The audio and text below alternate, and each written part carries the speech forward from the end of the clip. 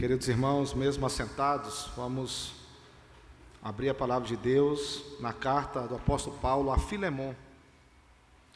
Filemon só tem um capítulo, são 25 versículos. Eu estarei iniciando hoje a exposição desta carta. Nós estaremos falando dos aspectos do contexto histórico, do contexto religioso, do contexto social da carta de Paulo a Filemon, falando também inicialmente da saudação inicial do apóstolo Paulo, os 3 primeiros versículos, e teremos aí 4 mensagens nesta carta a Filemon. Mesmo assentados, eu vou fazer a leitura de toda a carta. Você pode acompanhar pela sua Bíblia ou aqui mesmo na projeção.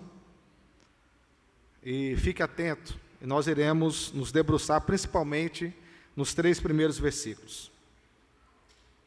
Filemon, diz assim a palavra do Senhor: Paulo, prisioneiro de Cristo Jesus, e o irmão Timóteo, ao amado Filemon, que também é nosso colaborador, a igreja que se reúne em sua casa, a irmã Áfia e Arquipo, nosso companheiro de lutas. Que a graça e a paz de Deus, nosso Pai, e do Senhor Jesus Cristo esteja com vocês.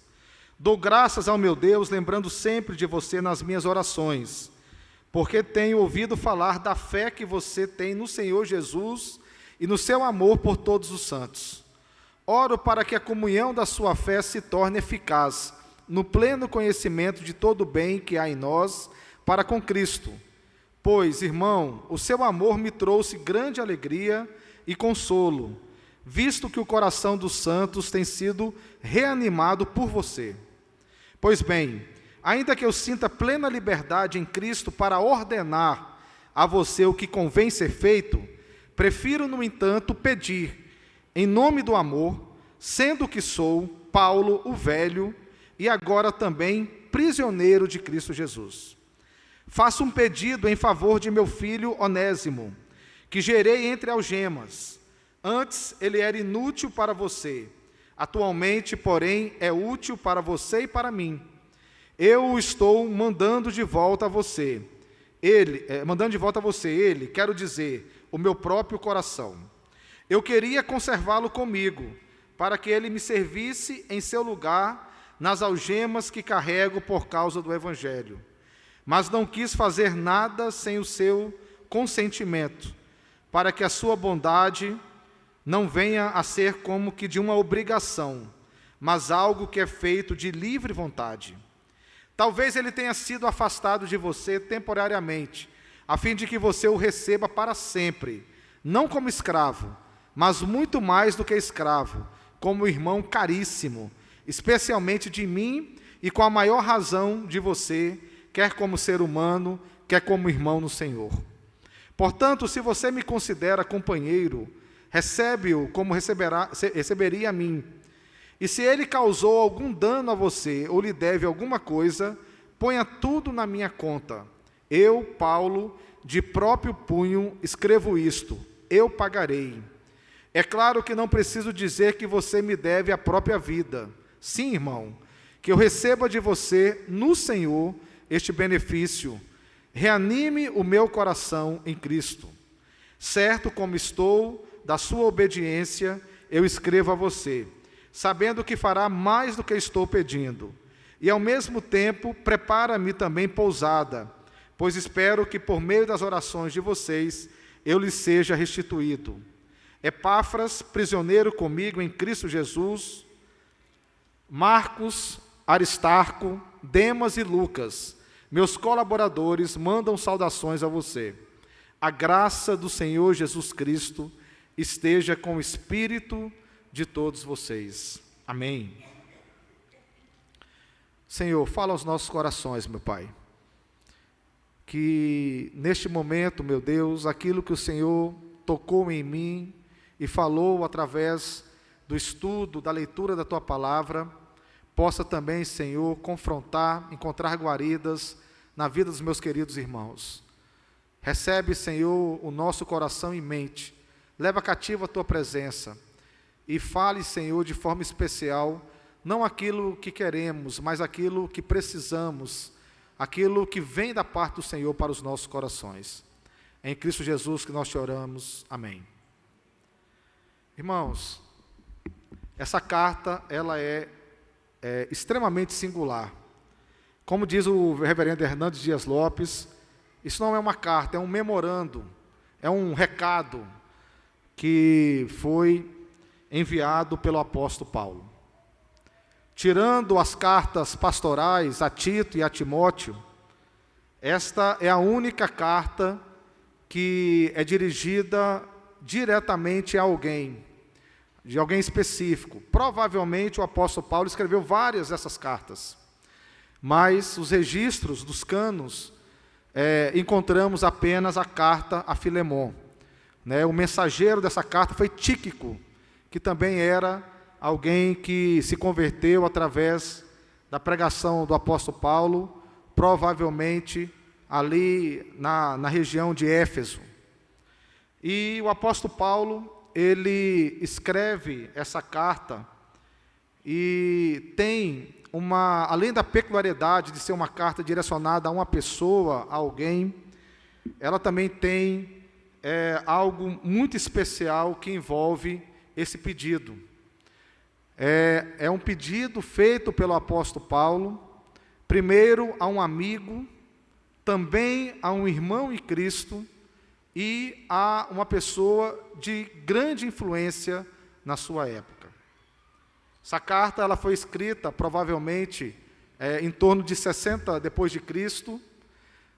O contexto da carta, as pessoas que o apóstolo Paulo cita no final da carta, Epáfras, Marcos, Aristarco, Demas, Lucas, a própria saudação inicial que se refere a Filemon, mas também se refere a Arquipo, a mesma introdução e finalização da carta de Colossenses. Então, Paulo escreveu essa carta enquanto estava preso. Há uma dúvida a respeito se o contexto da prisão era em Roma ou se o contexto da prisão era em Éfeso, mas certamente ele estava preso e essas pessoas estavam com ele, estavam junto com ele nesta prisão, nesta cela, mais provável em Roma. E Paulo, estando ali preso, provavelmente em Roma, tendo escrito a carta aos Colossenses, que ele não chegou a conhecer a igreja de Colossos, ele escreve aqui uma carta também a Filemon, direcionada a este homem, porque de uma hora para outra Paulo recebe ali na prisão uma pessoa chamada Onésimo. E essa pessoa, nós vendo o contexto da carta, era um escravo pertencente a Filemon, lá da região de Colossos, que hoje representa a Turquia asiática. A Turquia é o único país que tem suas dimensões territoriais em 3 grandes continentes, Europa, África e Ásia, e culturais também, históricas também. Mas aqui se trata de uma região que está na Turquia asiática, bem mais a leste do continente europeu, e este homem, Onésimo, ele foge desta região lá da Ásia e vai lá para o sul da Europa, o extremo sul, na Itália, provavelmente ali em Roma, onde se encontra preso o apóstolo Paulo. E ele era, além de um escravo pertencente a Filemon, provavelmente um ladrão, porque pelo contexto que nós acabamos de ver, o apóstolo Paulo cita aqui nos versículos 17, 18 e 19, que a dívida que Onésimo tem com você, ou aquilo que ele te deu de prejuízo, de dano, eu mesmo restituirei e pagarei, e escrevo isso de próprio punho, coloque na minha conta. Então, Onésimo provavelmente,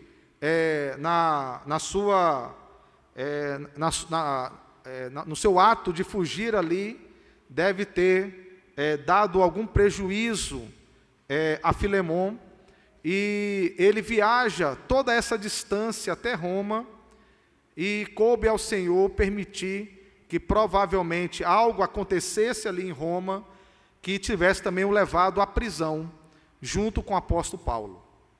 E esse homem, então, ele é discipulado pelo apóstolo Paulo na prisão, é evangelizado e ele se converte a Cristo.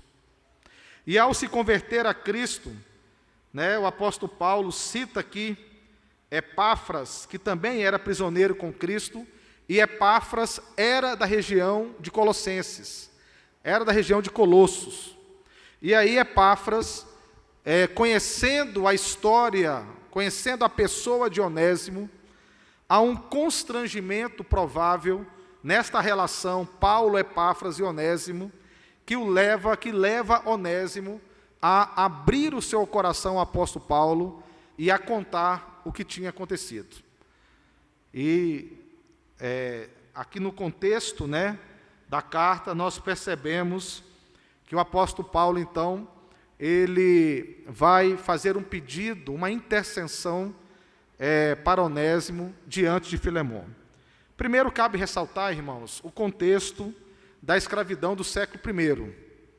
Nós escutamos muito na nossa análise histórica e temos na nossa mente a visão da escravidão do século XIX, século XX, mas principalmente século XVIII e XIX, aqui na América, da parte do colonialismo europeu, sobre a nossa região, e vemos, principalmente, o continente africano sendo extremamente usurpado, a dignidade humana, os direitos humanos que eram ali colocados em queixa por uma questão étnica, uma questão racial. Se utilizou muito desse aspecto. Não era o que acontecia no século I. A escravidão ela não estava relacionada a uma questão étnica, não estava relacionado a pessoas de uma região do planeta ou de uma cor especificamente. Na verdade, no século I, a escravidão era um contrato, era uma relação trabalhista que se tinha entre alguém que não tinha como sobreviver e que muitas vezes procurava senhores para que, fazendo uma relação contratual, se tornasse escravo daquela pessoa e tivesse a condição de ser ali alfabetizado, de ter uma qualidade acadêmica, uma qualidade profissional, e normalmente existia um teto de idade para o escravo do século I. Não poderia haver escravos com mais de 30 anos. Então era uma relação temporal específica, que tinha uma relação braçal de trabalho necessário àquela pessoa que tornava alguém escravo, que contratava alguém nesse sentido. Aquela pessoa pertencia a ele, por isso realmente era uma relação de escravidão, e por aquele tempo específico havia realmente um compromisso contratual que poderia chegar à morte, o seu descumprimento desse contrato. Então, era uma relação um pouco diferente daquela que nós estamos acostumados a conhecer do século XIX. Também tinha, nesta relação do século I, greco-romano, 60 milhões de escravos. E, normalmente, esta quantidade de pessoas era imprescindível para a força motriz econômica de todas aquelas regiões. Havia realmente uma dependência econômica desse tipo de mão de obra. Não que no século XIX não tenham feito esse vínculo, da necessidade econômica, mas não era tão dependente como era no século I. Mas o que interessa é que também era uma relação que trazia uma humilhação, que trazia um desprezo, que trazia uma falta de dignidade a outro ser humano, mesmo que tivesse condições aparentemente mais amenas daquilo que nós conhecemos da escravidão do século XIX. E chega então Onésimo Paulo, ao entender a situação de Onésimo, que já atuava ali como um tipo de secretário do apóstolo Paulo, alguém que já tinha recebido as instruções do apóstolo Paulo, né, tornado seu discípulo ali naquela prisão, Paulo então resolve escrever uma carta. Mas não é simplesmente uma carta ao senhor de Onésimo, não é escrever uma carta o homem riquíssimo de Colossenses, ou daquela região de Éfeso, daquela região do leste europeu asiático. Mas Paulo escreve uma carta a um amigo. Paulo escreve uma carta a um irmão em Cristo. E é nesse contexto que nós iremos iniciar a exposição da carta ao Filemão. Irmãos, muito importante a gente observar as aplicações iniciais dessa carta. Todos nós que estamos aqui, se temos plena convicção de que quem nos une é a pessoa de Cristo, nós precisamos olhar um para os outros de forma completamente diferente do que muitas vezes nos olhamos.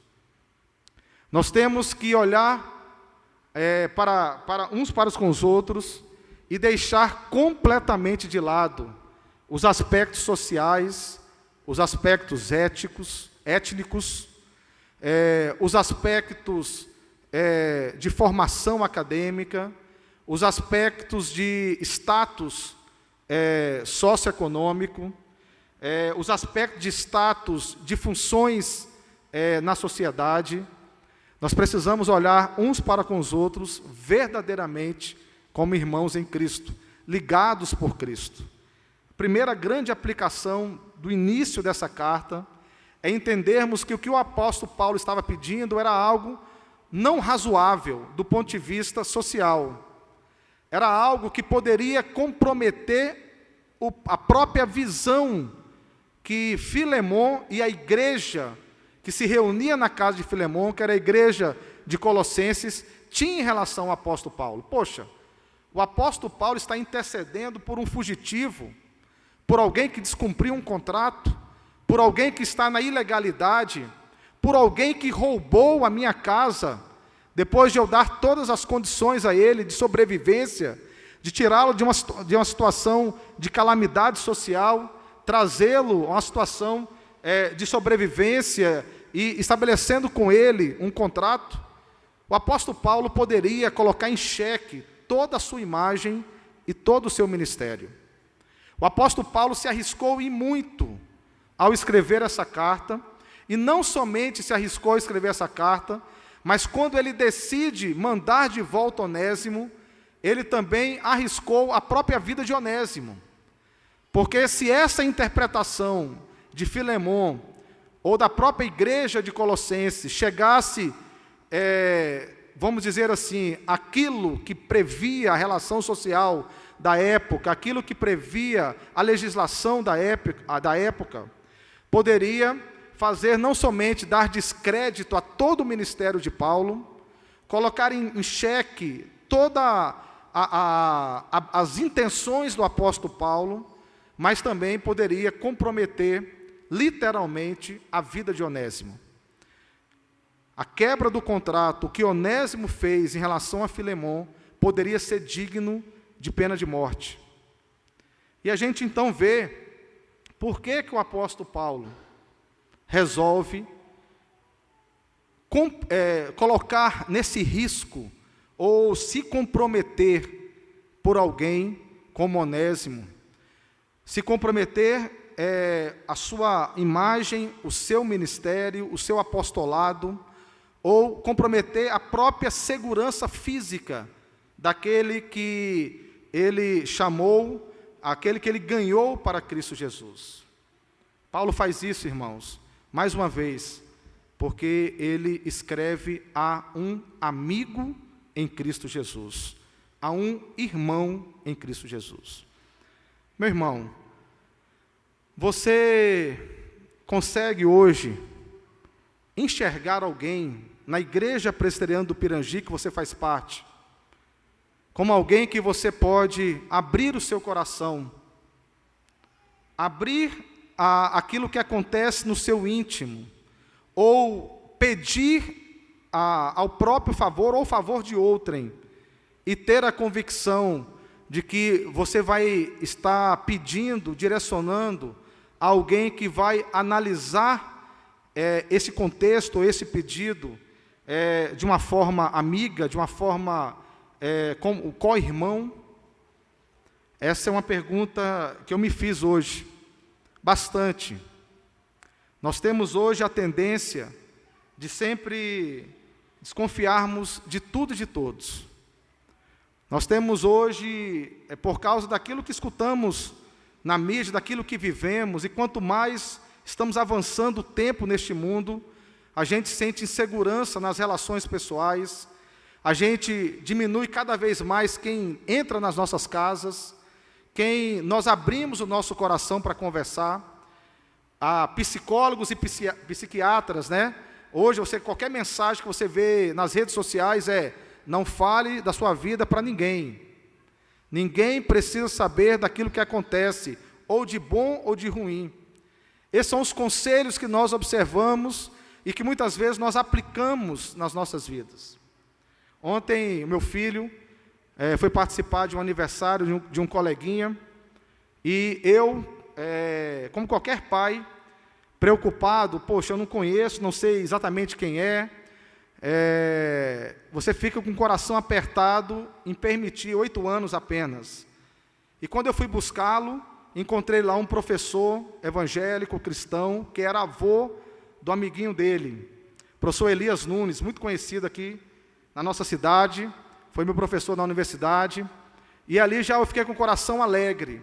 E quando o Theo veio até mim e falou assim: papai, o Gregório é evangélico, viu? E aí eu ainda tive a infelicidade de dizer: eu estou vendo que ele também é corintiano, Theo. Estava com a camisa do Corinthians, para ressaltar, nem precisava desse comentário infeliz.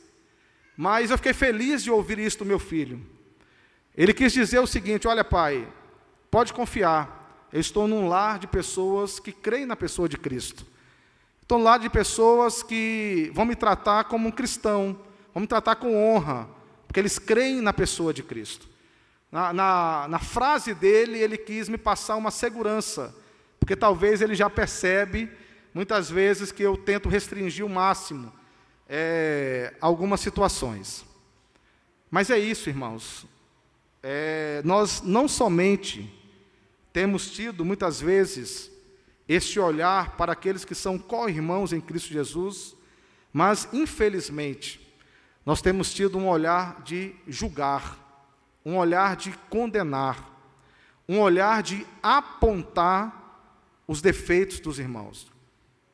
Nós temos tido um olhar de nos afastar intencionalmente, de nos colocar num patamar superior, para dizer que ali eu não me relaciono porque não faz parte, ou o contrário também é verdadeiro, que talvez pior do que esse primeiro contexto.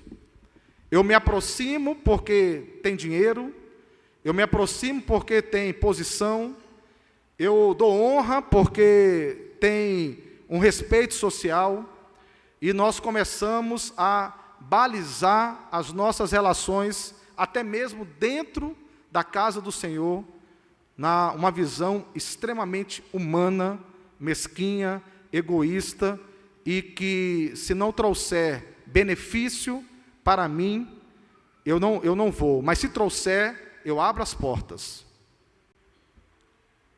E essa carta nos ensina, de fato, como nós devemos nos olhar. Qual é a referência que eu devo utilizar? Qual é os óculos que eu devo colocar? O zoom que eu devo dar? Quem é a referência para que eu possa estabelecer as minhas relações pessoais? Vamos lá? Vamos então fazer aqui a exegese dos 3 primeiros versículos, é o foco desse primeiro sermão na carta a Filemon. Paulo, prisioneiro de Cristo Jesus. A carta, ela começa diferente de outras 9 cartas do apóstolo Paulo. Nas outras cartas do apóstolo Paulo, Paulo começa: Paulo, apóstolo de Jesus. Paulo, ele invocava ou invocou nas suas cartas a sua autoridade apostólica. Ele se colocou sempre no mesmo nível de Pedro, Tiago, João, Simão Pedro, Filipe, Mateus, Tadeu, Tiago, João, Tiago, André, Bartolomeu e Tomé.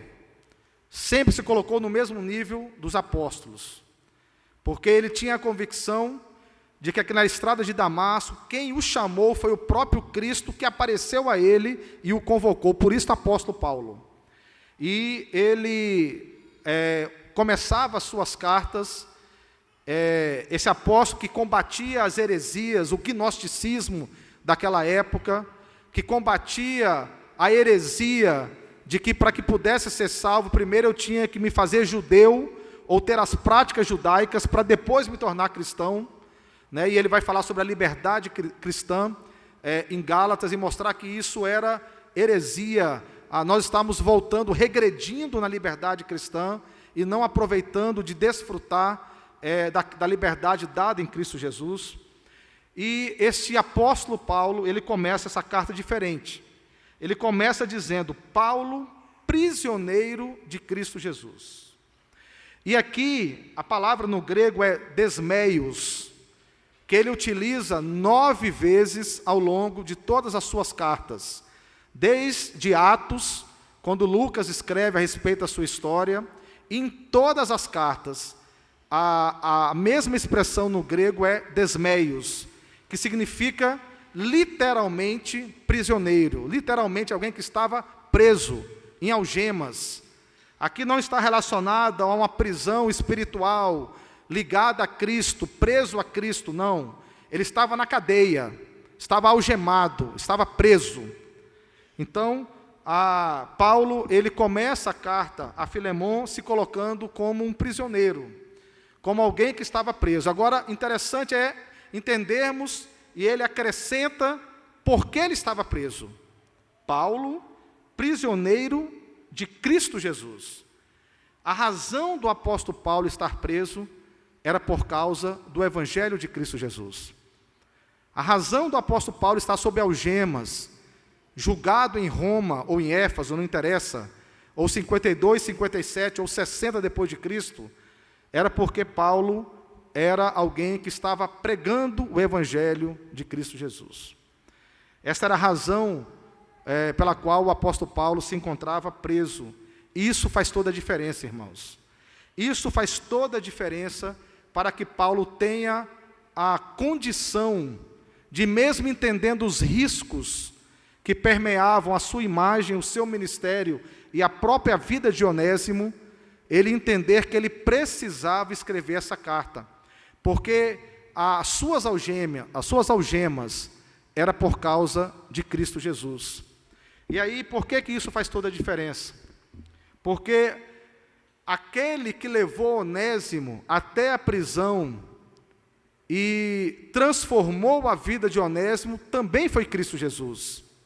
Aquele que ouviu a pregação do apóstolo Paulo lá em Éfeso e na região, e converteu ele e a sua casa, e provavelmente aqui Áfia era a esposa de Filemon, e Arquipo era filho de Filemon, era uma família, por isso eles também estavam interessados em entender o que estava acontecendo com Onésimo, onde estava Onésimo, que levou aquela família a se render aos pés de Cristo, e não somente isso, a ser a referência na região de Colossenses, de Colossos ali, a referência para a igreja de Cristo, que pregava o evangelho que foi anunciado por Paulo em Éfeso.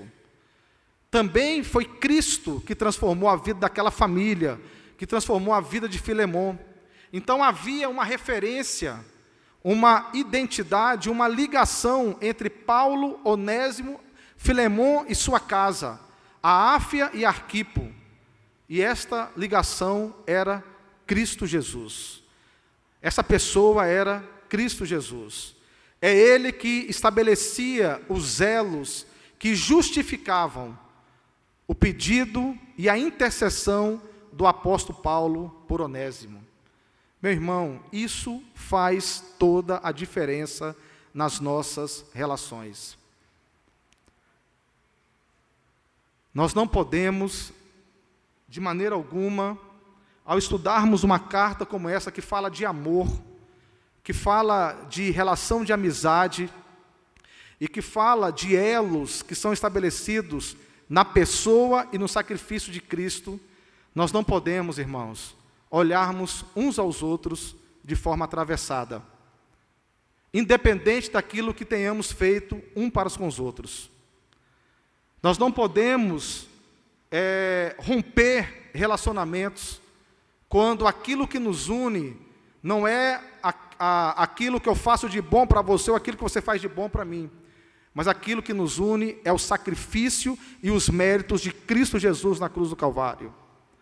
Nós não podemos menosprezar a liderança da nossa igreja quando nós temos a convicção que pela graça e pelo propósito de Deus, Deus estabeleceu homens para que pudesse, através da confirmação de uma assembleia, pastorear a igreja, pastorear a mim, pastorear a minha família. Nós não podemos olhar para um irmão que necessita de ajuda, que é corredeiro conosco em Cristo Jesus, e desprezarmos a atenção e a necessidade com que ele passa.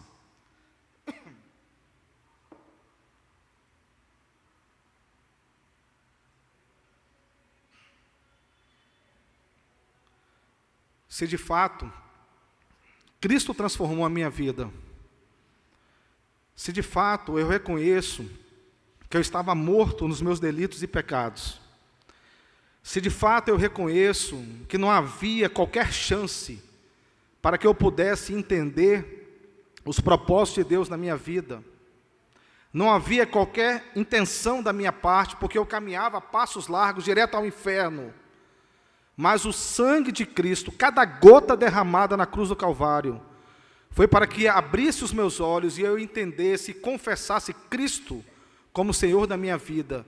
E se eu enxergo isso nos meus irmãos, se eu congrego com os meus irmãos, se somos unidos em um só corpo, onde Cristo é o cabeça dele, nós precisamos estabelecer uns com os outros uma relação completamente diferente. É triste nós vermos, no contexto da igreja hoje, grandes divisões. Nós vermos liderança se degladiando, brigando, e se não tiver separação física, sai no tapa, sai na porrada. Em reuniões conciliares, em reuniões de presbitério. É triste nós vermos famílias que sentam de outro lado, de bancos de igreja, porque não querem nem ver, nem olhar para as outras famílias. Isso é inadmissível. Como eu estou colocando aqui, o apóstolo Paulo estava nesta carta, colocando em xeque toda a sua imagem, todo o seu ministério, toda a credibilidade que porventura alguém tinha em relação à sua mensagem, à sua pregação. Ele estava intercedendo por aquele que tinha descumprido um contrato, que estava ilegal e que era ladrão, e que poderia ter pena de morte. Mas o que fez ele colocar tudo a perder foi exatamente aquilo que o ligava a Onésimo e a Filemon, que era Cristo Jesus. Paulo, prisioneiro de Cristo, e o irmão Timóteo. Timóteo é citado várias vezes, né? Há a carta pastoral a Timóteo. Timóteo era como um secretário especial do apóstolo Paulo, né? Um obreiro extremamente atuante naquele ministério, principalmente aos gentios, da pregação do Evangelho de Cristo. Ao amado Filemon, ou ao amigo Filemon. Aqui a palavra amado também no grego é um amigo extremamente amado, é um amigo onde é considerado como um irmão, que também é nosso colaborador.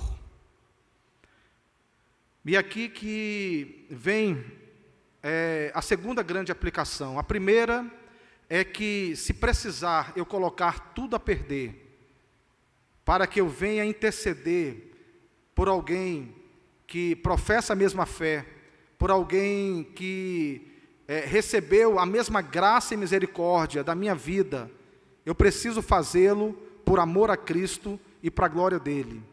Mas o segundo motivo aqui é que nós precisamos, irmãos, cultivar verdadeiras amizades. Nós precisamos quebrar o pragmatismo do século 21, de que a amizade é aquela que me serve para me fazer ir mais além, e nos colocar na referência de que quem nos une verdadeiramente em amizade, quem nos faz assentar uns com os outros, é a pessoa de Cristo Jesus. Se as suas amizades estão relacionadas ao seu convívio social, e este é o critério que você estabelece para ter amizades, pessoas que têm o mesmo nível social, o mesmo nível econômico, você é um pobre coitado. Eu sou um pobre coitado. Agora, se as nossas amizades estão relacionadas à nossa fé em Cristo Jesus, à nossa convicção que temos, que fazemos parte de um só corpo, nós estamos, através disso, exaltando e glorificando a Deus, e mostrando para este mundo que existe um povo que é único, e que adora a Deus em espírito e em verdade, e podemos ter o testemunho como a igreja de Atos 2, 42, 47 tinha.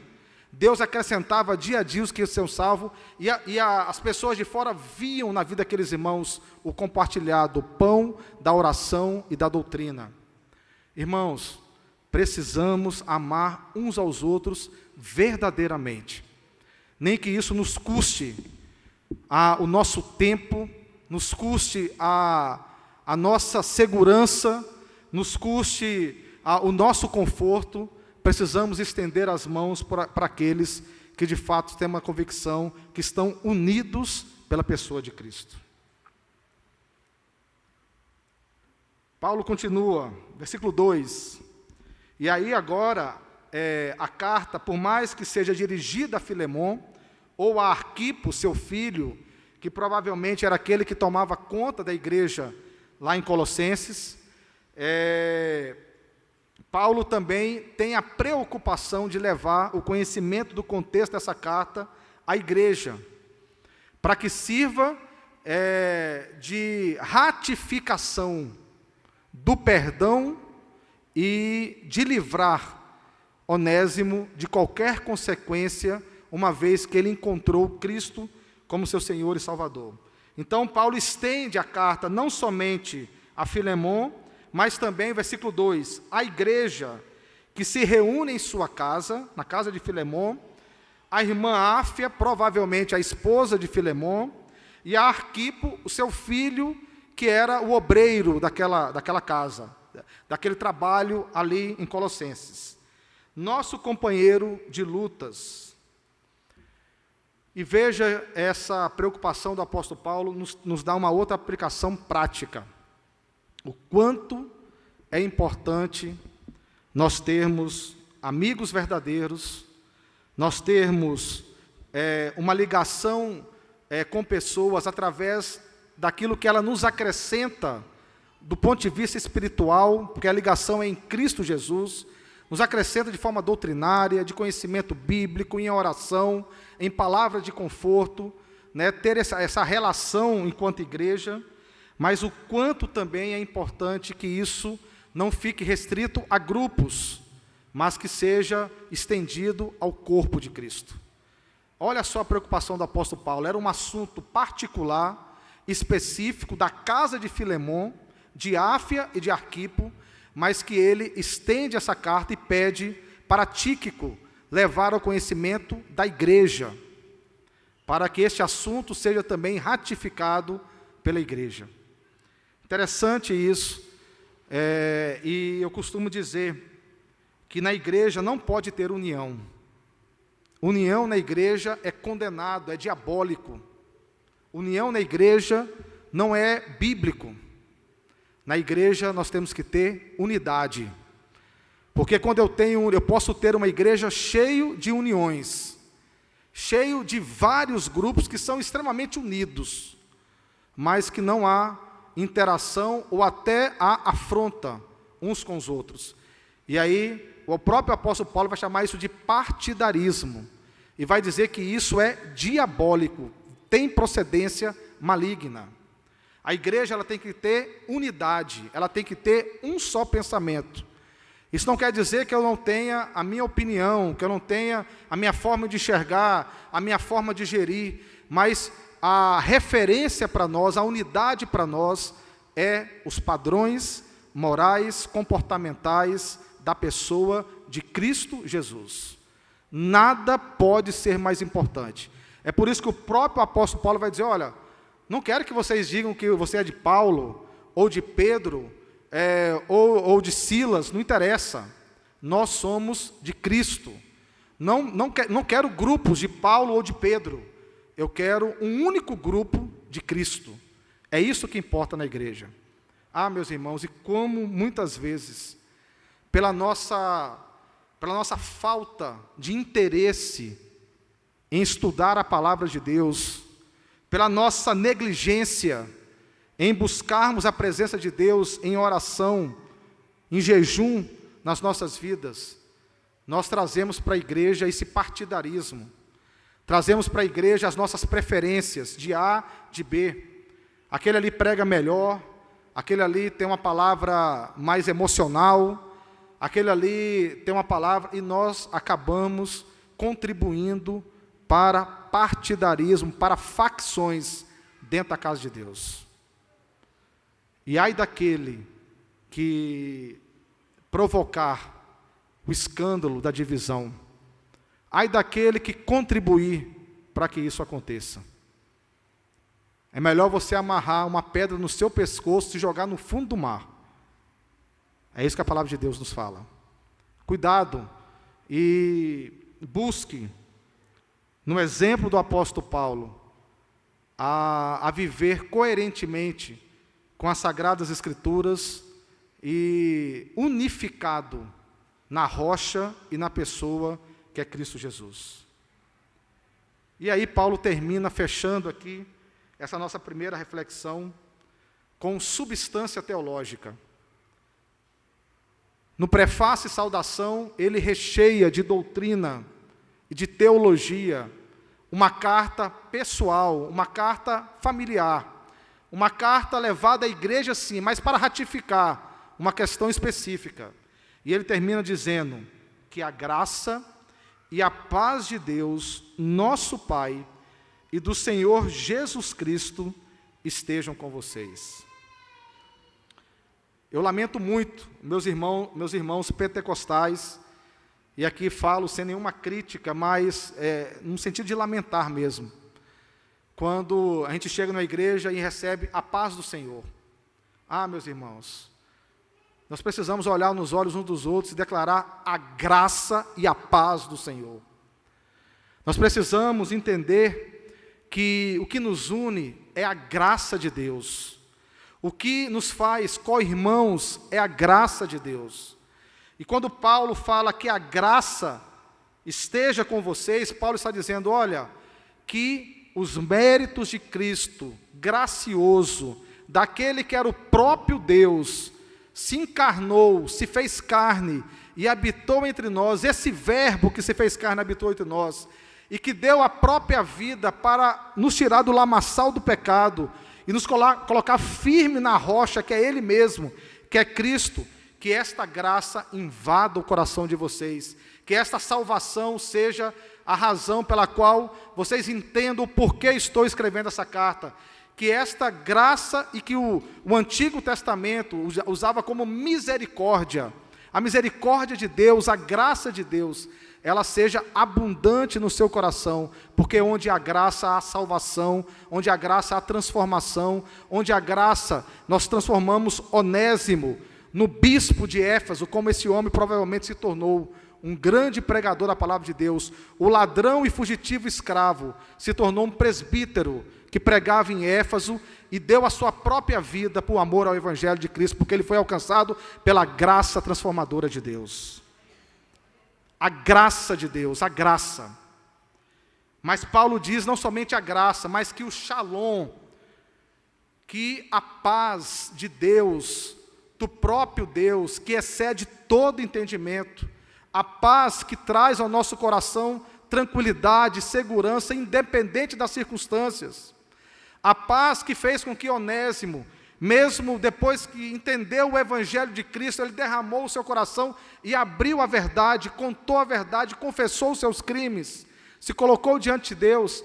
A paz com que fazia com que o apóstolo Paulo escrevesse essa carta, mesmo sabendo que poderia, se não fosse interpretado da forma correta, trazer prejuízo a si próprio, ao próprio Onésimo, que é a paz que excede todo entendimento, que é fruto da presença do único Deus, o Shalom de Deus, o Deus de Israel, o Deus verdadeiro, o único que existe, Criador de todas as coisas, Senhor dos senhores, que esta paz também invada a sua família e a igreja em Colossenses.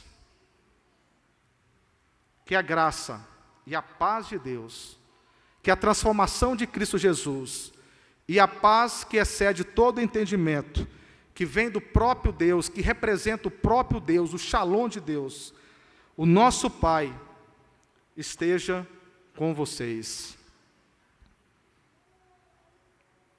Uma carta que trata sobre amor.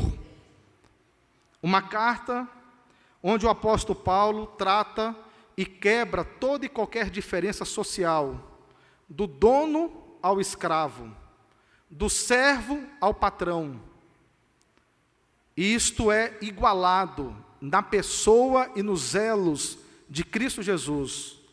Uma carta que trata sobre confiança, sobre amizade verdadeira, de abrir o seu coração, de expor a sua vida, no sentido de entender que quem está recebendo terá o mesmo tratamento de segurança, de confiabilidade, de amor, porque também foi transformado pela graça e a paz de Cristo Jesus.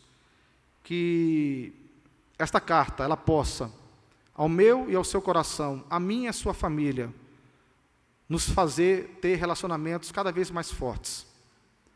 E se porventura alguém tenha cometido algo contra você ou contra a sua família,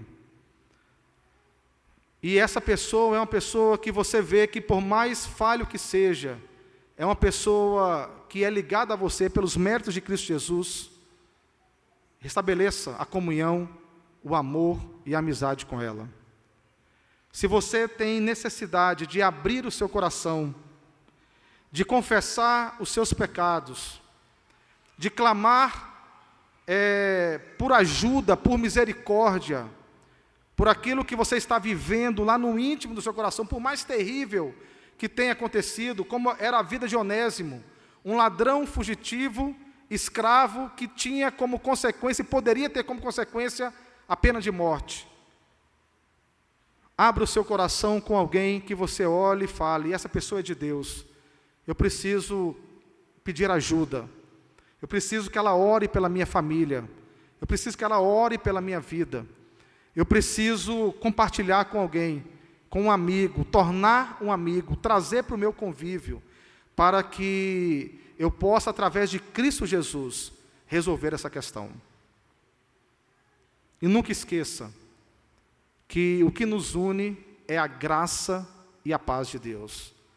Portanto, quando você for cumprimentar um irmão, não sei se vocês percebem, mas toda vez que eu venho aqui, eu falo boa noite, porque eu entendo que pode ter alguém que não confessa a mesma fé em Cristo, pode ter um ateu, pode ter alguém que não confessa a mesma fé em Cristo Jesus, e eu falo, e aos amados irmãos, a graça e a paz do Senhor.